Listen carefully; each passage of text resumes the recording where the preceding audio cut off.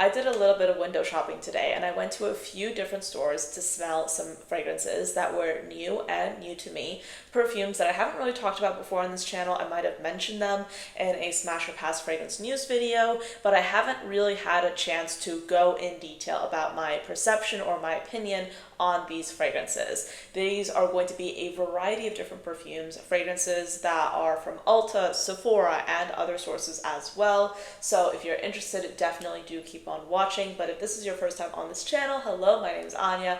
I love fragrances. I talk about them here every single weekday, Monday through Friday. I also publish additional content on TikTok and Instagram under the username ANECHKAFRAGRANCES. And if you're interested in fragrance history, I have a podcast called The Fragrance Report. This podcast is available on Spotify and YouTube, and a new episode launches every single Wednesday. The topic of this podcast is fragrance history, so if that interests you, definitely consider following. In addition to that, if you are someone who wants to be a bit more mindful about the fragrances you're buying, about your consumption, about the fragrances you currently have in your collection, then I would definitely recommend you download my fragrance collection log and expense tracker. It's available in my Stan store. It's a handy little spreadsheet that allows you to effectively track how much you're spending and also what fragrances are currently in your collection by really getting super granular with the notes, accords, and you can even rank what kind of fragrances you like the best compared to the fragrances you're not so sure about.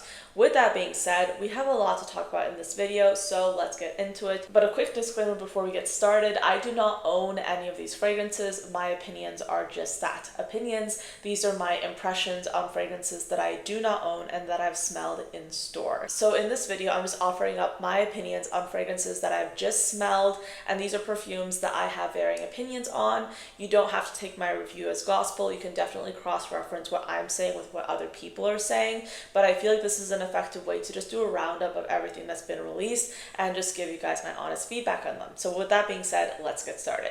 The very first perfume is actually one that I've smelled many times at this point. Like every single time I go into Sephora or Ulta, I have sniffed this fragrance because I was kind of intrigued by this line, not gonna lie. When this fragrance first got announced, I was actually really excited about it because I really love this line, but this did fall flat. Of course, I'm talking about Chance Eau Splendide. This is their fourth flanker in their Chance, or third flanker, fourth fragrance in their Chance line. And I do believe it is gearing up to be a popular release from them, and it's definitely going to be an easy fragrance to sell. But is it my favorite from the line? No. So this fragrance essentially has notes of red fruits, raspberry, rose, violet, and peach at the top, a mid of rose, geranium, and iris, and then a base of white musk and cedar. I said the fruity raspberry is apparent. It's a bit tart in the opening, but dried down into a musky floral. It's interesting because when I think about this fragrance, I consider it almost like a trending fragrance. I think it's adhering to that trend of raspberry, slightly sour, fruity notes. It's an alternative for people who might like the scent profile that's present in Delina, which of course is a huge trend that's not going away anytime soon, but it's kind of like an alternative of that. Not saying that the notes are in any way similar, they are not, but the general aesthetic of the fragrance in my mind kind of does align with that trend, and I'm just not like a super big fan of this fragrance. I like it, it's not a love. I don't think I'd even wear it if it was in my collection because I consider it kind of like a designer floral. I think that's the long and short of it. It's a designer fruity floral fragrance. Is it anything particularly new and interesting to me personally? No, but I see it as something that will be very easy to sell because people tend to really like the kind of scent profile, so I see it as something that will be successful in that way. And I will say, the song that they're using to market the fragrance, I like that song more than I even like the fragrance. That's my general opinion, but in my mind, I would say our far more interesting option from the Chance line would be Chance Eau Fraiche, which is like this very refreshing, woody citrus fragrance. It's a gorgeous citrus fragrance that happens to last a really long time. That one is outstanding, and to me, this new fragrance does not top the old fragrance by a long shot. Okay, so next up we have Noyz Detour. So this is the fragrance that I spoke about in one of my videos and in one of my fragrance news videos, which go live every single Monday, where I talk about the fragrance releases that have been announced over the last week. And in that video, I talked about how I was so confused about how This fragrance was seemingly inspired by going on a road trip because there's literally a car on the front, but the fragrance notes themselves didn't necessarily seem to align with that. I just thought that the fragrance notes seemed a little bit too floral, almost basic. I say that a lot on this channel, okay? I can be a bit of a snob, but we take that with a grain of salt. I'm not a hater, I'm just a bit of a snob. But I actually really liked it. I enjoyed it, and I think I understand why they called it Detour and why it was inspired by a road trip, but I'll get into that shortly. Basically, it's a clean musk that's also refreshing. The apple blossom in this fragrance ends up smelling very refreshing, and it's airy, light, and juicy. This fragrance has notes of apple blossom and mandarin at the top, a mid of jasmine, gardenia, and tiare flower, and then a base of musk, vanilla, and papyrus. Do I think that they should have put the image of a car on the front? No, because I think that's like a little bit jarring considering the scent profile of the fragrance is something completely different. What I think they could have done is just like maybe put like a road on the bottle, like no cars on it, just like a road or maybe like a field. Okay, because what this fragrance reminds me of is when I was a kid or when I was like a teenager going on road trips with my family where we're all in the car and we like maybe like the windows are down a little bit and you get the smell of the fresh air. It's a warm, beautiful day and you're just on a road trip. That's what I get with this fragrance. It's simple, it's easy, it's refreshing, but it's not generic. It's just a nice, pretty, refreshing scent with a touch of an apple liqueur that comes from the apple blossom. I like it. Again, for me personally, is it a love? No, but I can see why it would be an interesting fragrance to try out. I do recommend it if that description sounds like something that would be up your alley. I just feel like putting a car on the front might not have been the best move. I don't know. You guys tell me. Did that confuse you? Because it kind of confused me. I was like, why is there a car on the fragrance? I feel like they're kind of like a winding road or like some other kind of road trip aesthetic would be better. I don't know. Let me know what you think of that. So moving on, we have Your Turn by Billie Eilish. So I describe this as being a cardamom prominent fragrance in the opening. The cardamom really ends up being quite grassy and it comes through, especially in the opening. But then the fragrance overall becomes lighter and smoother in the dry down and the sandalwood starts coming through. So this fragrance has notes of cardamom, ginger, and bergamot at the top, a mid of coconut water, peach, and night blooming jasmine, and then a base of Australian sandalwood, musk, and isoe super. So like I said, the cardamom is like the most apparent note in the opening to my nose. It opens up, it's very grassy, it's like the cardamom pod, it's not very lactonic, it's just like the dried cardamom pod, essentially. That's what comes through in the opening. It's very grassy, very earthy. And then in the dry down, it starts to get a little bit smoother, more palatable. If you look at the marketing, in my mind, the marketing aligns with how the fragrance opens, very earthy, very dark, but then the dry down is more palatable. Do I like it? It's okay. I think it's nice. It's different for designer fragrance. I wouldn't say it was a love for me. It was nice. It was not a love. And by the way, if you're new, when I kind of harp on designer fragrances, it's not me trying to say that all designer fragrances are not deserving of attention or that all designer fragrances are somehow less important than niche. I am very critical of designer perfumes because I do believe in large part some of them can become quite redundant because designer fragrances are meant to sell and they're meant to sell easily. And there are certain scent profiles that are tried and tested and they just end up selling more than some of the more inventive or some of the more out of the ordinary, out of the box scents. And those scents happen to be created by more niche fragrance houses. And as someone who loves fragrance, I tend to go more niche. But I still like to talk about designer fragrances because I think that there are a lot of different releases. And I think talking about them is helpful. But I also don't think that with the rising prices of designer fragrances, that we should just give them a pass just because they're cheaper, because they're in fact not. A lot of niche brands are actually more affordable than a lot of designers. So I tend to be very discerning in my reviews in general. Again, these are my opinions, my impressions. And I try to give you guys as much information as possible and give you a full scope of what these fragrances smell like in my opinion. So hopefully that's helpful.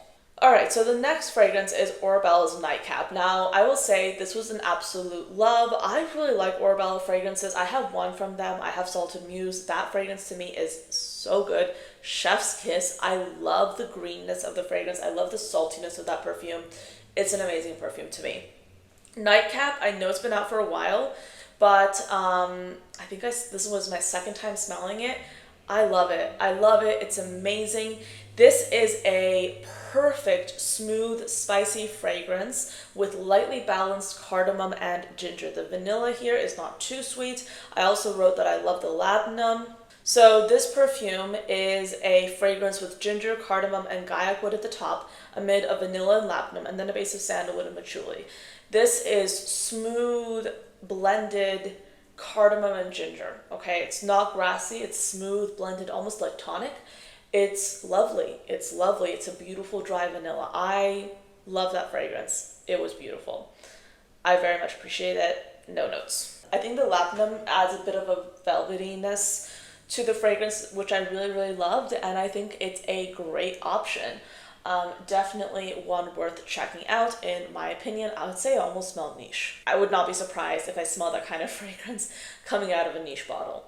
The next one is from Kylie Jenner. This is Cosmic 2.0. So I described it as a grown musky pear, minimal fruitiness, and a musky floral focused on the musk, amber, and sandalwood. So this is a perfume with notes of pear and pink pepper at the top, amid of vanilla orchid and lavender, and then a base of amber and sandalwood. I considered this to be a very approachable fragrance. This is a kind of like a young adult kind of smell. Like, I would not be surprised to smell this in on someone who was in college, someone who was like a young adult. Like, this is a soft, like musky sandalwood fragrance that doesn't have like that sharp muskiness that's in a lot of like celebrity fragrances. It's just like a nice cookie cutter basic perfume, but then again, basic doesn't always have to mean a bad thing. It's approachable, it's easy, it's versatile. If you like the way it was described, I would definitely suggest trying it out. It's a good one. I really liked it. So next we're going to be talking about Summer Mink from Better World. Now, Better World is Drake's fragrance brand, and I will say, well, okay, I'll probably say this for the end, but I'm not actually a fan of Drake, so I'm not, like, I wouldn't buy this fragrance anyway, but I was curious about smelling it because I've heard a lot of really positive feedback on this. So here are my notes. Everything is well blended. Musk is incredibly apparent with a light blended sage that isn't too herbal. Even though it's described as an aromatic, I get musk. The rose is an aromatic rose, perhaps a better answer to a men's fragrance. This was what I wrote, and then question mark. Soundly unisex, could be considered sexy. So of course I had a lot of thoughts, and I was studying this fragrance for quite some time. So it has top notes of sage, citrus, and petitgrain amid of jasmine, sambac, rose, and spices, and then a base of musk and vetiver. So this perfume has like a very distinct like musky scent. It's kind of like almost like a designer musk, you know, like the musk that is like in Sauvage or Bleu de Chanel. I think I was kind of I was reminded of those fragrances. I do think that it could be considered sexy. Anything can be sexy, okay, first of all, but like, of course, like, that is a matter of opinion. Like, sexiness is a matter of opinion. Let's be clear with that. But I have heard a lot of people say that this is like a very sexy fragrance, and I think the reason why people might think that, especially women, is because it's so unisex, and unisex fragrances on women tend to be like very like appealing. People tend to really gravitate towards those fragrances. That is my opinion. So I think that it can be considered sexy on a man or a woman because it is so unisex. I think it's really intriguing when you have kind of like a man wearing something that could be unisex or a woman wearing something more unisex. Same thing with a man wearing something that could be considered feminine or a woman wearing something that could be considered more masculine. That kind of variety often can be construed as something that's like sexy. So here I got like this very sharp, not like sharp musk, but this kind of like pillowy musk with sage. I didn't really get the citruses. Let me see the other notes. Yeah, I got like the aromatic rose. It's a very well blended fragrance, but like the musk is like really apparent. Did I like it? No. I would like it on other people. On me, it wasn't it wasn't my favorite. I think I'd probably like get tired of it rather quickly, but I get why people have been hyping it up. I'm not a fan of Drake. I haven't been. Like, honestly, ever since I heard about him, like, I have my own reasons for that. I wouldn't get this just because of Drake. But considering that it's a celebrity fragrance, I think it's a really good one. I definitely recommend trying it. Is it my favorite? No, not by a long shot. There's something about that musk that was just not agreeing with me. It's not like a sharp musk. It's kind of like this like kind of cloudy musk, but it's a very unisex slash masculine leaning musk. Yeah, I thought it was intriguing. I'd like it on other people.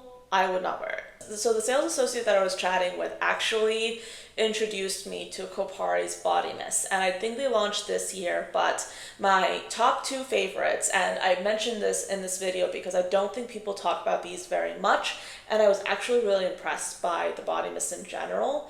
I think they're better than Sol de Janeiro in my opinion, but the two that stood out to me the most would be the pink guava hair and body mist. This was like a happy guava with like tropical cores and kind of like this green mango. And then I also really liked Malibu peach. The peach was like it was more bright. It was less like deep and fruity. It was a bright and sparkling peach. I really liked those two body mists, but I recommend going and smelling the entire range because I would say that these are some fun and refreshing body mists that I haven't heard very much about. And the price was $29. I mean, like, I feel like that's typical pricing for like a high-end body mist, but definitely something worth checking out. And then I also got to smell WeWoreWhat #1, and this is a fragrance with top notes of fig, sandalwood, and cardamom, amid of coconut water, patchouli, and musk, and then a base of cedarwood and amber. Sounds familiar? It's kind of similar to the Billie Eilish, if you ask me. But this is a fragrance that's again, grassy cardamom at the top. It dries down to something more palatable, but the coconut water started coming through in the dry down for me personally. Then I went to Sephora, and I was interested to discover that they actually do have Montale fragrances there now. And you would know this if you've been following me for a while, because I haven't spoken about this brand in a while, but Montale, I know people love the brand. I'm not a fan of Montale. I'm sorry, I'm not. Their fragrances to me just smell too abrasive. I don't know what it is, but I did try Bubble Forever because I hadn't like seen it before, or I might have, I just probably forgot. But I saw it and I wanted to try it, and I actually really did like it. So this has top notes of lemon, neroli, grapefruit, and pear, amid of orange blossom, Bulgarian rose, jasmine, and cinnamon, and then a base of toffee, vanilla, musk, and amber. I thought it was pleasant. I thought it was like citrusy, but not too citrusy. It was a good one for them. The pear, it was a good one in my opinion. The pear was really quite apparent. It just smelled like this like nice kind of citrusy floral scent. I didn't study it too much, but I just wanted to like talk about it in case you are interested in that particular fragrance. And then I saw that Boy Smells actually has 4 new fragrances, or at least these were new to me. Like, I hadn't seen them before and I hadn't smelled them. There were 4 new fragrances, and I saw the price on them. They're about like $70 a piece. The affordability was there. I really liked that.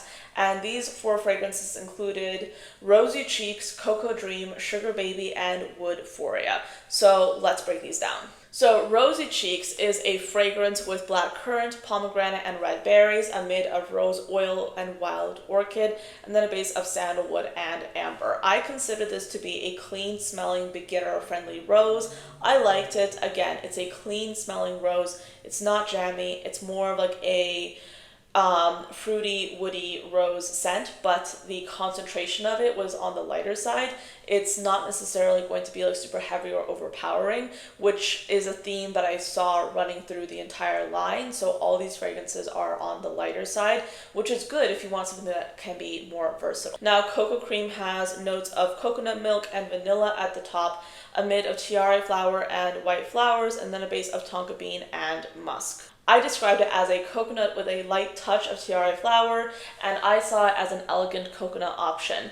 A lot of coconut fragrances seem to smell too sunscreeny sometimes, and I just thought this would be like a good kind of like elegant coconut smell for those of us who don't necessarily want something that smells like a coconut sunscreen.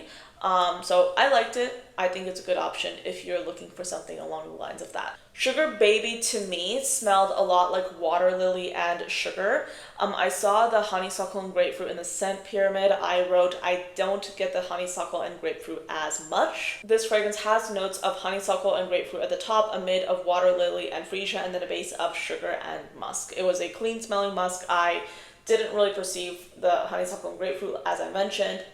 Also not the freesia, but again, that could have just been my nose. What I did get was like kind of like this watery, clean smelling white floral, which I perceived to be as the water lily. And then of course we had Woodphoria. Now Woodphoria has top notes of coconut water and cardamom, a mid of fig leaf and jasmine, and then a base of sandalwood and cedar. So I said there is a green earthiness in the opening. Let me guess, maybe it comes from the cardamom.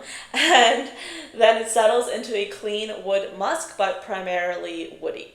So those are my fragrances that I smelled when I was in Sephora. I did also go into Lush, and I saw 3 fragrances that they told me were new to Lush. And those fragrances included Hungarian Franz, Betel, and Abiba. Now, Hungarian Franz is a fragrance with chamomile, oregano, and fennel. And Betel came out in 2024, so it's not new, but they told me it was. But this has notes of mango tree, jasmine, davana, anise, and coriander. And then Abiba has notes of ylang-ylang, bay leaf, vetiver, frangipani, and carrot seed. All these fragrances opened up with like a very strong smell, like almost overbearing, but then they dried down into something that was a little bit more palatable. Hungarian Franz to me was a super chamomile tea fragrance. Like that was like the primary accord that I got, and that was super apparent. So if you're looking for a chamomile fragrance, this could be that. When I smelled this fragrance, Abiba, I was kind of put off by it, and I wasn't sure why until I looked at the notes and I realized that there was bay leaf and ylang-ylang in the fragrance, and those are 2 notes that I'm those are not always going to be wins for me, particularly bay leaf. I'm not like always going to be like a huge lover of bay leaf. And I think the one that I most enjoyed was Betel. It was aromatic in the dry down. It stopped being as abrasive. I mean, all the fragrances are abrasive in the opening, but the dry down is a lot more easy to handle. And the dry down I really liked for Betel. It was aromatic, it was beautiful with like the davana, I think, and it was a lovely scent. In general, I think like Lush fragrances, they're hard for me to get around because the opening is like so intense. But if you like kind of like this like kind of menthol kind of smell, like if you enjoy that kind of scent, if that speaks to you, it might be a good idea for you to try a Lush fragrance. But they're definitely not for those of us who want a subtle perfume. They're not subtle, in my opinion, by any stretch of the imagination. They are rather intense, but if that's what you're looking for, then definitely check those out. But yeah, that's it for this video. Those are all the fragrances that I had to talk about. Of course, this is kind of an eccentric mix. Do let me know if you would like me to continue doing like first impressions videos like these. I think at the very least it is helpful to kind of get a sense of what a fragrance smells like. These can't be like dedicated reviews, like in-depth reviews on these fragrances, of course, since I haven't done full wear tests on these, but I think even with like sniffing a fragrance, it's enough to kind of get a sense of what it smells like, and I enjoy sharing that interpretation with you. So with that being said, thank you for watching till the end, and I will see you next time. Bye.